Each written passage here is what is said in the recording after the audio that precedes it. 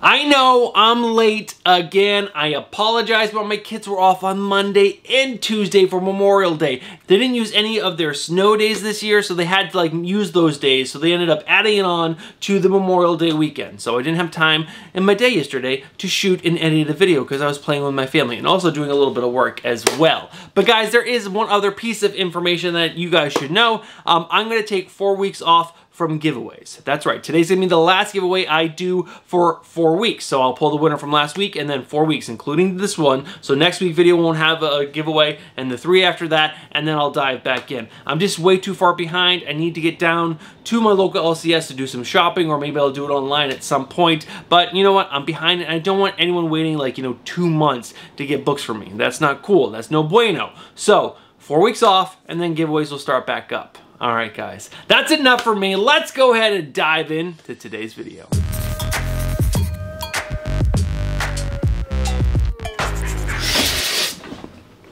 What is going on, comic book fans? Welcome back to the channel, and I hope each and every one of you guys had an amazing Memorial Day weekend. Mine was packed with softball tournaments, and then I did Murph on Monday. I got a giant blister on my hand, but it was so much fun. I am so incredibly sore. I haven't done Murph in since last year, obviously, but yeah, I am sore. I'm used to doing weightlifting and some cardio, but doing an actual workout like that was really tough on my body. I'm not regretting it. I had a lot of fun doing it with my good friend Stu and everyone else that was in that CrossFit class, but yeah, I am in a lot of pain. But guys, like I said, I hope you guys had a great Memorial Day weekend. But let's go ahead and talk about the Wednesday pull list, which is your hype video for New Comic Day, which is today. That's right, today. Today is Wednesday, what is it? May 29th. I can't even remember what day it is. May 29th of 2024. And guys, I'm gonna get you so pumped. Actually, a lot of you guys are already down on your local LCS, but I guess if you haven't gone yet, then I'm gonna get you pumped and excited. But if you missed these books, maybe I'll get you to go back to your LCS and pick some of these books up, because I'm gonna show you the best covers, the best stories. I'm gonna give you all the best information, or at least for the books that are on my pull list. All right, guys, let's not waste any more time rambling and jambling. Let's go ahead and check out my pull list. All right, guys, as you guys can see, this is a much smaller pull list compared to the last few weeks. But you guys can't see what those books are, so let me go and throw them up on screen right now. Guys, there are a total of 15 books on my pull list out of a total of 100, I think I count 127 books that are available to comic book shops to pick up for you guys to pick out from. So I only picked up 15 this week, which is quite small, but if you break down my list a little bit more, there is one new #1, which I am over the moon excited about, 4 DC books, 3 Marvel books, and 8 indie comics. Indies are just crushing it lately. I'm picking up so many of them. I read all the previous issues to the books you see on screen right now, so any of these books can make the top 3 list. All right, guys, that's it for the pull list. Let's go ahead and check out my cover liver picks. All right, guys, I got a total of 7 different covers that I really like that are coming out this week that I would pick up based on the cover art alone, and some of them I are. All right, guys, let's go ahead and start this list. And the first one up is Wolverine issue number 50. This is the Snick variant done by Justin Mason. Justin Mason is doing a bunch of these different kind of variants where he takes a hero and takes their iconic sound or move and puts it in letters behind them, and I think that's really freaking cool. My favorite so far has been the Thwip variant for Spider-Man, and then this one right here. I think they've done Hulk in the Thing and maybe another one that I'm not thinking of, but this one featuring Wolverine is really cool in my opinion. All right, guys, after that is World Tree issue number 10, the Bird City Comics exclusive variant cover done by Joel Herrera. This is gorgeous. Gorgeous. I don't love that it's an exclusive because it's going to cost, I believe, at least $20 for this cover, but it's still a gorgeous cover. All right, guys, next up is a cover that I've showed multiple times. This is Harley Quinn, issue number 40, the cover B variant, done by Leslie Lee. We got Harley Quinn in her original costume. So freaking good. All right, guys, another cover that I've shown multiple times is Power Girl, issue number 9, the cover C variant, done by David Talaski. Hands down, my favorite cover of the week. This is gorgeous. Gorgeous. And after that, we have Edge of Spider-Verse issue number 4. This is the Spider-Woman variant and the 1 in 50 Virgin variant done by W. Scott Forbes. Everyone that I know has been really raving about this cover art because it's absolutely amazing. It is a gorgeous cover, and that virgin is really good. All right, guys, next up is Universal Monsters, Creature from the Black Lagoon Lives, issue number 2, the cover F, which is the 1:75 ratio variant done by Christian Ward. I love this cover. So good, so good. And if you read issue number 1, you would even like this even more because issue number 1 was so good. All right, guys, the final cover is Jackpot in Black Cat, issue number 3 with the cover A done by Pablos Villalobos. It's Villalobos, and it's actually pretty good. I don't love it. It's not like over the moon my favorite. His Superman one featuring Santana, that's my favorite. That's coming out in 2 months. All right, guys, those are my cover lover picks for this week, which again is May 29th of 2024. Let's go ahead and check out the new number 1 that I am really excited about. Quick break in the video here, guys. If you could do me a quick favor and smash that like button before we check out this new number 1, that would be hugely appreciated. It helps the channel out so much. All right, guys, smash the like button and let's go ahead and check out this new number 1. Alright, guys, if you have not joined the Discord yet, I would highly suggest you guys do. There's a link down in the description below, and join the Discord. People are talking comic books all the time, and if you were in the Discord, you would know that I'm really excited about this new number 1. I'm so sad that it's only going to be a short mini-series, but that's okay because it's going to be so good. I have a feeling, because I haven't got a preview copy or anything for it, but guys, I'm so excited for this book. It is Grommets issue number 1. Now, this is coming from the writers of Rick Remender and Brian Posen, art by Brett Parson, and colors Monero Dinicio. This book looks incredible. The artwork just on the cover A, which is also the interior artist as well, is so good. It is so good. I'll have some preview pages up while I read the synopsis for this book. I've also read the synopsis for this book during FOC and during my preview highlights video. I am just so excited for this book. But let's go ahead and read the synopsis, and then, like, you know, we'll just show the covers off, and you guys can also just, like, you know, let it sink in and just get really excited for this book as well. Miniseries premiere.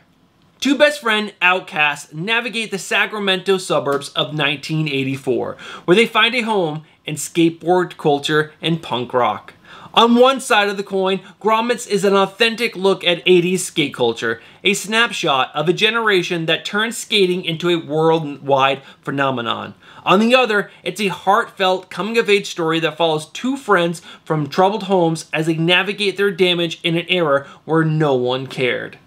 That is where I think this story is really going to shine. Obviously, skate culture is really big, it's really cool, so is punk rock, but guys, coming of age stories are like my favorite stories. I love those kinds of stories so much. I think one of my favorite movies of all time is The Way Back. If you guys haven't seen it, check it out. Steve Carell's in it, but he's not his normal self. He's a total jerk douchebag in this movie, but it follows this kid and he's totally finding himself as a person and a being, and it was so cool. So cool. And I think that is what this movie is going to be about. It's about these two kids, you know, fighting through their troubles, but finding out who they are as people, and it's going to be so good. Brian Posen is a great writer, and Rick Remender, man. Rick freaking Remender. Ugh, so good. So obviously you've seen some of the interior art. It looks freaking amazing. And guys, the covers for this book are so good. There is the cover B, which is the arcade one, which is really good. And then there's the 1 in 10, which is also freaking fantastic. But that 1 in 25 is incredible. So good. I know it's not for everyone, and this book is probably not for everyone out there, but for me, this is like an absolute home run. And that 1 in 25, yeah, I'm definitely going to get it, and I'm trying to get Rick Remender, Brian Posen in, what was the artist's name on this? Brett Parson, all to sign it, because that would just be incredible. And especially if the book is as good as I think it's going to be, then yeah, sign it, slap it, let's go! Alright guys, that is the new number 1 that I'm so excited about. Let's go ahead and check out my top 3 books that I think are the best stories that I think you guys have to be reading this week. Alright, let's go ahead and kick this list off with our number 3 book, and that is Dawn Runner issue number 3. Now this is coming from the writer of Rom V, art by Evan Cagle, colorist Dave Stewart, and letterer Aditya Bidikar. Now guys, I did not love issue number 1. It was definitely a setup story, building this whole world where the kaijus and big robots, a story that's been like, you know, it's been told before, but they were setting this world up and I didn't love it. I gotta be honest, I didn't love it because the pressure wasn't there, or I guess we didn't get that deep into the characters, and that's really what issue number 2 did. We got really into the character of the person who is driving the big mech. It's a new style of mech. We find out what is different from their normal mechs in issue number 2, which was really cool. But what really sold me on this is that the girl who is driving the mech, she's like super famous, she's like the best mech driver there is that her daughter has this rare disease, and they think it's from the Tetsa, which are the kaijus, and they're not sure how to cure it. And she's in this hospital, and she's only able to see her so often, and I mean, that's gotta be so lonely for the girl. But as the mech driver is leaving the hospital, I guess the owner of the company that is building these mechs is like drives up and invites her into his limo, and he's gonna drive her to the place where, like, you know, she gets in her suit and does her thing. And it's this whole scene where it's super scummy because that guy is just obviously trying to get information from her, and the fact that he met her at the hospital was just like sleazy, and you could feel it, you know, like, you know, the character building was starting right there for me, and like her hatred for him and everything was really good.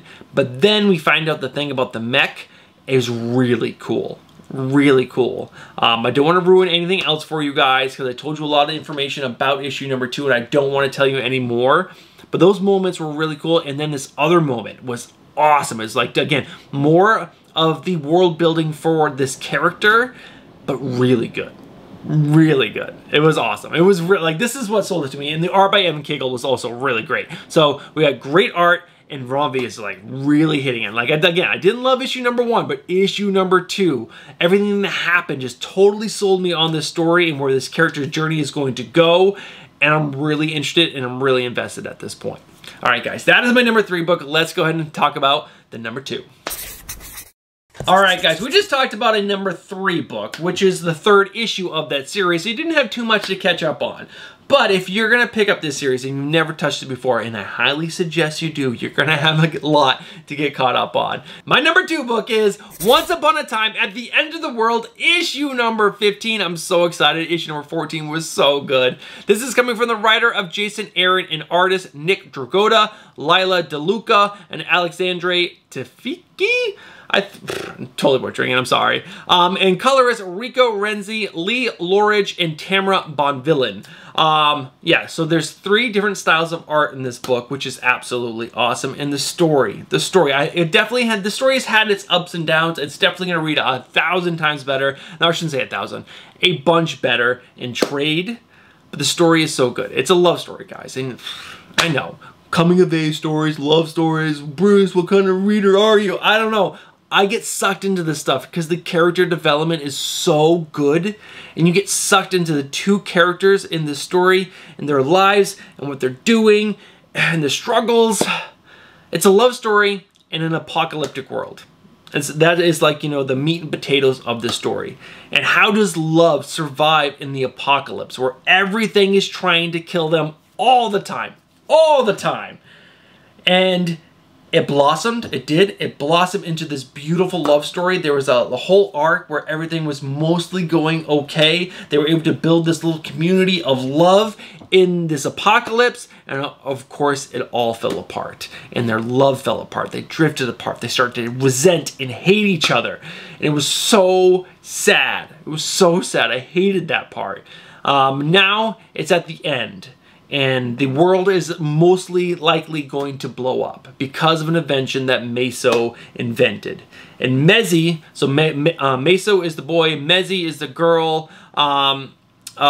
They're going back to this little community that they made, and they're trying to stop this engine that he started that is potentially going to blow the world up. And there's a whole group of people that Mezi trained that are going there to explode the world. And she's there, she's like, she realizes she made a mistake. But when they first see each other, oh my God, the hatred was so palpable. It was there. They hated each other so much.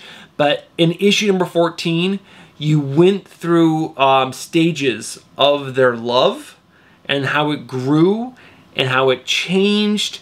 And then Jason Aaron talks about how love is work. And it really is. If you really love the person that you're with, and I love Stephanie with all my heart, and some days it is, you do have to work because there's differences that you have to work through. You don't always like agree on things, but that's okay, and you need to work through that. And oh, it was so beautifully told. Like their beginning of the relationship, which was one type of art, and then the middle of the relationship where they use a different artist, and then the last, which is like this crazy art style. It's so good. Oh, this book is fantastic, and I think there's only a few issues left. I'm not exactly sure how many are left. I'll try to figure that out while I'm editing the video and put it up on screen. But I cannot wait to see where this story is going to go, because at the end of issue number 14, you get this big reveal that they thought the engine was doing terrible things, but you find out because they've been gone for a bunch of years, like 6 years or 10 years, something like that. They come back and it's actually started to make things grow, and nothing has grown in the wasteland for so long. But there's just like these fields and fields of grass and plants and just lush life everywhere. And obviously those people that Mezzi trained are still trying to blow up the world, but they have this paradise now. Paradise that they're gonna try to protect. So good. So good. And the characters are coming back together. I don't know if they're gonna finally love each other because I think their hatred might be too much, but I don't know. Maybe that's the whole point. Love is work, and they're gonna work through this, which would be beautiful. I would love it. All right, guys, that is the number 2 book. Let's go ahead and find out what my number 1 is. All right, guys, the number 1 book that I'm most excited to read is also revolves around a couple and a love story, and it's so good. It's so good. I've seen other people talk about this book and how it is underrated. It really is. If you guys are not reading it, you really have to. This is the final issue. I'm 99% sure. I'll confirm while I'm editing. But this is Pine and Merrimack, issue number 5, coming from the writer of Kyle Starks and art by Frank Galan. So good. So good. So, we got the character of Parker and Leanna. Now, Leanna is the detective. Parker is the MMA fighter. They are madly in love, like beautifully in love, and it's so great. And a case comes upon them where there is a murder, and they start researching it, and there's so much more to it. There's cults and all kinds of craziness, and they witness a murder by one of these cults because they sacrifice this girl, and they find out they've been sacrificing girls, and obviously they want to stop it because that's their whole jam. But the whole town that they live in is like, you know, somewhat part of it and helping for, like, you know, keep it hush hush. And so Parker and Leanna, they think they have a way to stop it, and then something happens. I'm not gonna ruin it for you, but it is so good. So good. Like, I'm doing the worst job trying to synopsize 4 issues of storytelling to you, but Kyle Starks's dialogue, character building, pacing of this book is the best. It is so good. 5 issues have felt like these really amazing episodes of a TV show that you sit down and you walk away and you're like, oh my God, I need more. Why can't I have more? This is the age of streaming. We get it all at once. Why can't I have it? And it's so good. And the love story, it feels real. If you met these 2 people, you would feel that they are just madly in love, and you'd want to like siphon off some of the love from them and just hope that you can absorb some of it because it's that good. It's that good. And the artwork by Frank Galan is like hands down, like amazing. So good. It fits the storytelling amazing. It fits the world that Kyle built. Oh, it's so good.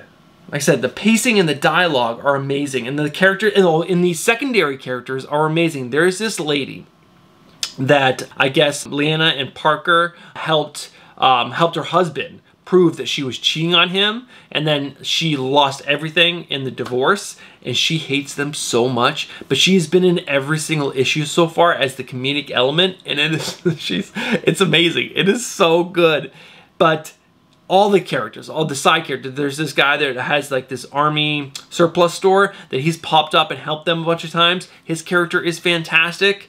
there's just so many elements of this book that make it like this elevated, amazing story, and you guys need to be reading it. Now, this is the one time I remembered about the variant covers. I didn't talk about them on the other two books. I'll make sure I will have shown them while I was talking about those books. But the variant covers for issue number 5 are not the best. I'm kind of bummed about that. There's the cover B, which I don't like at all. It definitely, like, you know, highlights some of the story. The 1 in 10, I believe, or the 1 in 5 is just a version of the cover A, but the 1 in 10 or 1 in 20 is pretty good. I actually like that one a lot. I'll put the correct ratios up on screen so that way you guys know what to look for. But these variant covers are fine. This is probably my least favorite cover out of all the issues if we're just looking at the cover A, but the book is a must-have. Must-have pickup. You guys have to be reading. It's only 5 issues, or if you want, you could wait for trade, but I would just go down to your local LCS and see if they have all 5 issues, because it is a must read.